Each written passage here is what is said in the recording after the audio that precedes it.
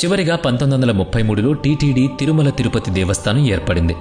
ఇక ఈ ఆలయం దగ్గర ఉన్న సంపదను గురించి తెలిస్తే మైండ్ బ్లాక్ అవుతుంది. ఇటీవలే టీటీడీ విడుదల చేసిన శ్వేతపత్రం అంటే వైట్ పేపర్ ప్రకారం స్వామివారి ఆస్తుల విలువ అక్షరాల 2.5 లక్షల కోట్ల రూపాయలకు పైమాటే. ప్రపంచంలోనే అత్యధిక ధనవంతుడైన దేవుడిగా మన వెంకన్న నిలిచాడనమాట. భక్తులు ఆయనపై చూపించే ప్రేమకు ఇది నిదర్శనం.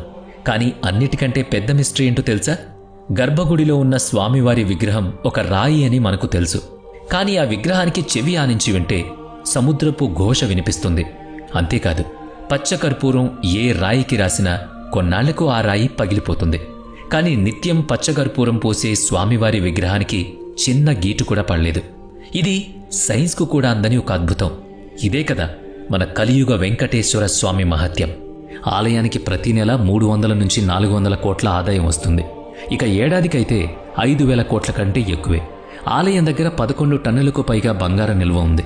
ఇందులో 1000 కిలోల కిరీటం, 2.5 టన్నుల బంగారు కవచం ఉంది.